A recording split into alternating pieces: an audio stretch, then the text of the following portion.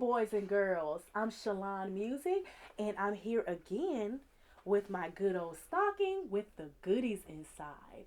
Let's see what we have in here. It's a book, and it is Disney's Countdown to Christmas, a story a day. And we are on day 4. Let's see what day 4 story has in store for us today. It reads, Alice was watching some children build a snowman outside. It was rather warm in her house, and soon she grew quite sleepy. Suddenly, something hopped across the snow in front of her house. Why, is that White Rabbit? She cried. Alice ran after the rabbit. You're always running, she said when she finally caught up to him.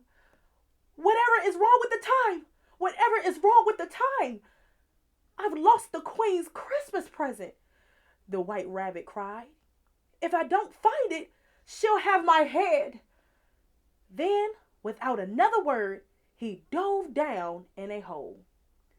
Alice hurried after him and found herself on a snowy path lined with evergreen trees. The White Rabbit was gone, but Alice could see his footprints in the snow. She decided to follow them. All at once, the footprints stopped. I've lost him again, Alice said with a sigh. Who's lost? Someone said. A toothy smile appeared in one of the trees, followed quickly by a purple striped cat that materialized around the smile. Cheshire Cat, Alice cried happily. The White Rabbit has lost the Queen's present. And what? That's a lost what? The cat interrupted. I thought you said you lost a who? I didn't lose a what, she said. The White Rabbit did. And now I've lost him. Well, I can't help you with your who, but I can help you with your lost what. Try the Mad Hatter. Alice followed the path until she found the Mad Hatter. Ah, Alice, he said, we were just singing Christmas carols. Don't you mean Christmas carols? Alice said. What do Carol got to do with it? Said the March Hare. Everyone knows Harold was the one who wrote the best Christmas songs. Alice just shook her head. She had no time for the Hatter's nonsense. I need your help, she told him. The Queen's present is lost.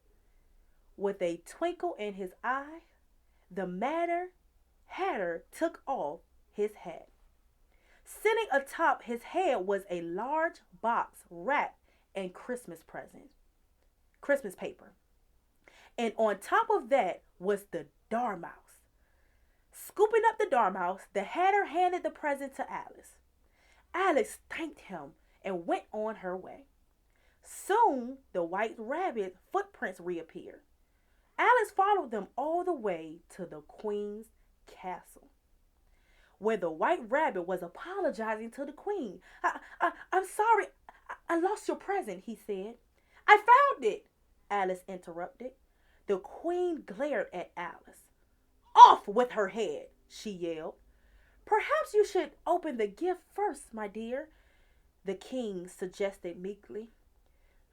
I suppose I could, the Queen said. Tearing off the box wrapping, her eyes lit up as she pulled a small Christmas tree out of the box. As the Queen of Hearts admired her present, a large grin appeared in the air next to Alice.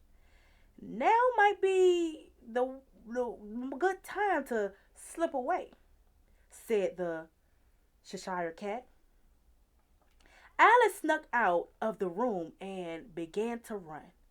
But she slipped on a patch of ice and hit her head. When Alice opened her eyes, she found herself back at home. She yawned sleepily.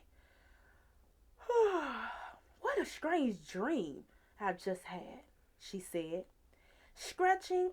Ugh. Alice looked out of the window. The snowman was finished, and it was holding a teacup. Alice frowned. Perhaps it wasn't a dream after all. Well, that was the end of day 4, Disney Christmas Countdown. Thank you for listening. Bye.